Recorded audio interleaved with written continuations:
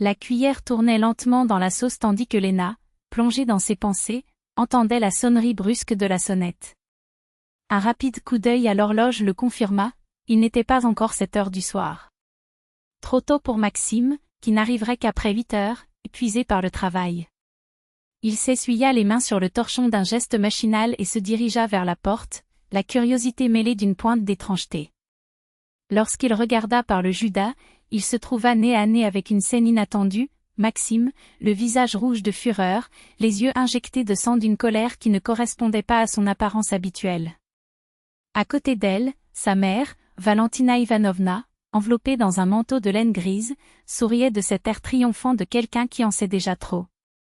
La porte s'ouvrit à peine et Maxime fit irruption dans le couloir tel un ouragan, sans même la regarder, ses palos résonnant dans la pièce.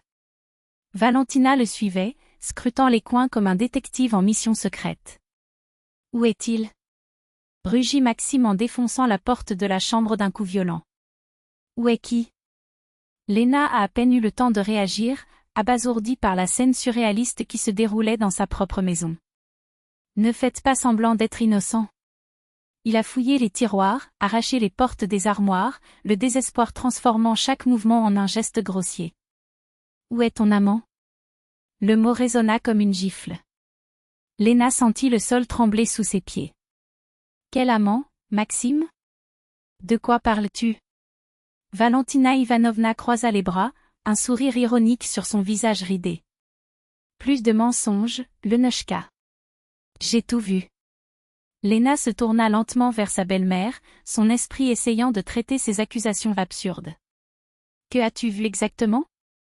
Comment tu es venu ici aujourd'hui, à 3 heures de l'après-midi, avec un homme ?»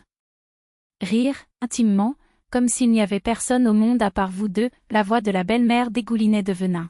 « Je suis passée par ici, j'ai décidé d'y jeter un œil, et je suis tombée sur cette scène honteuse. » Lena fronça les sourcils, revivant cette journée dans sa mémoire.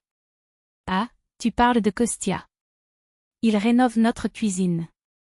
Je viens de lui montrer les mesures. » « Des mesures ?» Valentina a laissé échapper un rire sec. « C'est aussi ce que tu as dit à Maxime ? Qui mesurait quelque chose avec cet homme ?» Maxime, qui jusque-là saccageait la maison comme un forcené, s'arrêta brusquement, la poitrine haletante. Ses yeux, autrefois enflammés, révélaient désormais une ombre de doute. « Maman, tu as dit ça ? » « J'ai dit la vérité. » coupa Valentina en élevant la voix. « Je t'avais prévenu, Maxime. J'ai appelé, envoyé des messages. Allez, mon fils, pendant que tu travailles, ta femme s'amuse avec quelqu'un d'autre. Et tu n'es pas venu. J'ai dû le traîner ici pour lui ouvrir les yeux. » Lena sentit quelque chose en elle bouillir, lentement et implacablement, comme de la lave sortant d'un cratère. Elle inspira profondément, se forçant à se calmer, et se dirigea vers la cuisine. La sauce brûlait sur le feu, l'odeur aigre se mêlant à l'atmosphère tendue. Il éteignit la cuisinière d'un geste brusque et sortit son téléphone portable.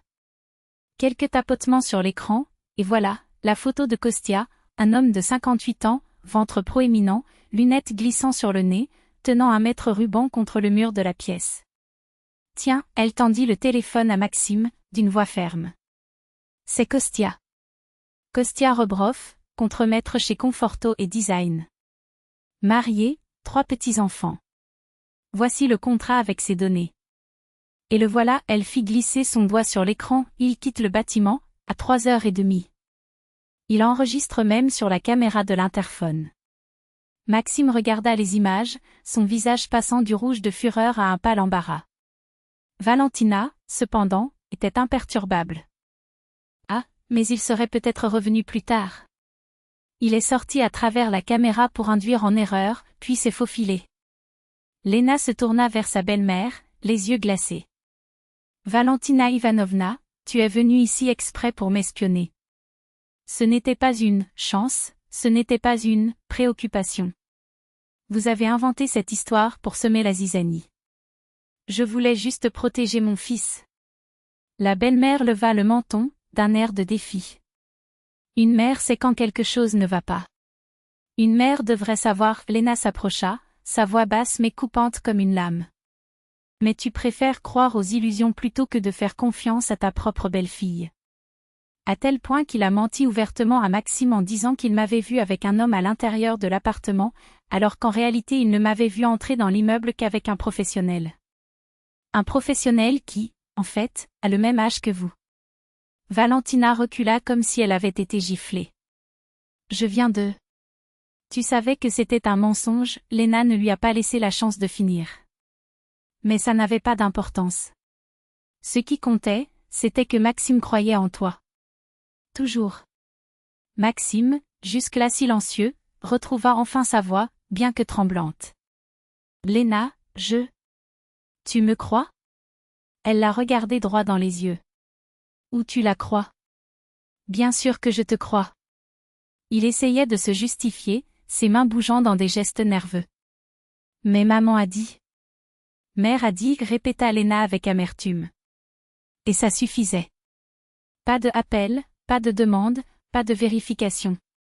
Vous êtes venu ici comme un fou, saccageant ma maison, m'accusant, sur quoi? Dans sa parole? Parce que ta mère ne ferait jamais d'erreur, n'est-ce pas? Mais je pourrais très bien te tromper. Maxime baissa la tête, embarrassé. Léna n'a pas fini. As-tu une idée de ce qu'elle fait? Elle a rouvert sa galerie de téléphones portables, affichant cette fois une séquence de messages. Regardez ici. Maxime, ta femme est avec un autre homme. Viens maintenant. Ils sont toujours ensemble. Courez avant qu'il ne soit trop tard. Elle te trompe, mon fils. Ne le laissez pas bon marché. Léna lisait à haute voix, chaque mot sonnant comme un coup de couteau. Et le meilleur? Kostia est parti à 3h30. J'ai le dossier. Tous ces messages ont été envoyés après 7h. En d'autres termes, elle savait que c'était un mensonge. Mais il continue d'alimenter sa paranoïa. Valentina tenta de se défendre, les mains tremblantes. Je voulais juste. Tu voulais contrôler, coupa Léna, implacable. Parce que je ne suis pas la belle-fille docile que tu imaginais. Je ne demande pas votre avis sur chaque décision, je ne vis pas selon vos caprices. Et ça vous dérange. À tel point que vous préférez détruire mon mariage plutôt que d'admettre que votre fils est heureux sans votre ingérence. Ce n'est pas vrai. Valentina a essayé de paraître offensée, mais le rougissement de ses joues la trahissait. Alors expliquez, Léna s'avança, sans pitié. Pourquoi es-tu passé à 3h de l'après-midi? Pourquoi pas à 2h? Ou à 4h? Pourquoi cette heure précise, Valentina? Le silence qui suivit fut assourdissant. Maxime regarda sa mère, les yeux remplis d'une déception qui faisait plus mal que n'importe quelle accusation. Maman, sa voix se brisa. Tu as vraiment fait ça? Valentina évitait son regard, les mots coincés dans sa gorge. Léna n'attendit pas de réponse. Elle le savait déjà. Et, pour la première fois, Maxime aussi. Léna pencha la tête, les yeux perçants comme des lames. Vous habitez de l'autre côté de la ville. Il n'y a aucun engagement ici, aucune raison d'être dans ce quartier. Et pourtant, il est arrivé à 3h précises, à l'heure où j'avais pris rendez-vous avec le plombier. Comment le saviez-vous? Valentina Ivanovna restait silencieuse, ses mains tremblantes serrant son sac. Maxime fronça les sourcils, la voix rauque de déception. Ce n'était pas intentionnel, maman. Je viens de... Il fit un pas en avant, le corps tendu. Tu regardais Léna. Non. Bégaya Valentina, trébuchant sur ses propres mots. Je voulais juste vérifier. Et si elle était avec quelqu'un? Vous êtes venu ici pour surprendre ma femme avec un autre homme, Maxime prononçait chaque syllabe avec un poids mortel. Et quand il a vu le plombier, il a décidé qu'il était un amoureux et a commencé à m'empoisonner la tête. Il a ri, d'un rire vide et sans joie. Tu n'étais pas inquiet. Vous vouliez nous détruire. Valentina Ivanovna se laissa tomber sur le banc de l'entrée, le visage enfoui dans ses paumes. Parce que tu m'as oublié, murmura-t-il, la voix brisée. Il l'a épousée et m'a effacée de sa vie. Avant, tu m'appelais tous les jours, tu venais me voir, tu me demandais des conseils. Et maintenant? Maintenant, Je passe des semaines sans te voir. Tu es toujours avec elle. Je suis mariée, maman, répondit Maxime, à bout de patience. Bien sûr, je suis avec ma femme. Et moi? Elle leva son visage mouillé, les yeux rouges de larmes. Je n'ai plus d'importance? Sa voix tremblait. Je t'ai élevé seule. Votre père nous a abandonnés et je vous ai consacré toute ma vie. Et maintenant que tu as grandi, maintenant que tu l'as, je ne suis plus bon? Maxime était assis à côté de lui, la douleur inscrite sur son visage. Tu n'es rien, maman.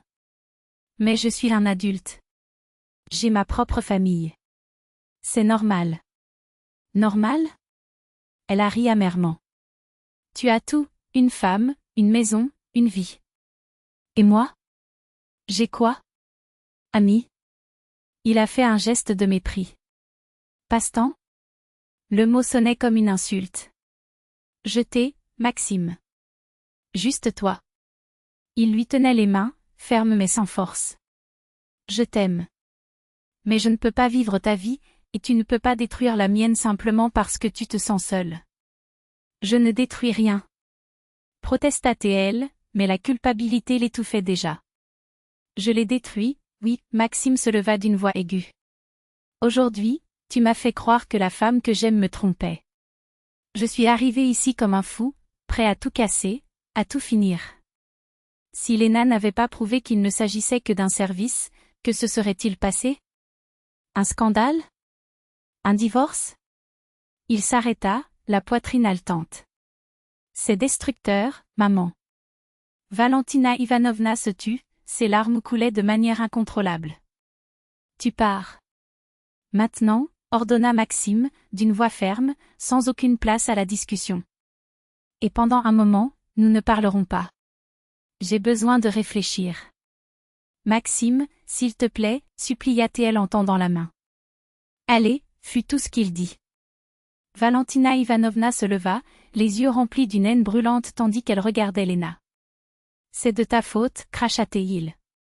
Vous l'avez retourné contre moi. Non, Valentina Ivanovna, répondit Léna, calmement, mortellement. Tu as fait ça seule. Quand il a menti. Quand il a essayé de gâcher un mariage. Quand il a décidé que son vide était plus important que le bonheur de son fils. La porte claqua avec une telle force que les vitres des cadres tremblaient. Léna regarda Maxime, qui était pâle, les poings serrés. Celui qui essaie de détruire ce qui a été construit ensemble, murmura-t-il, plus pour lui-même que pour elle, ne mérite pas d'en faire partie.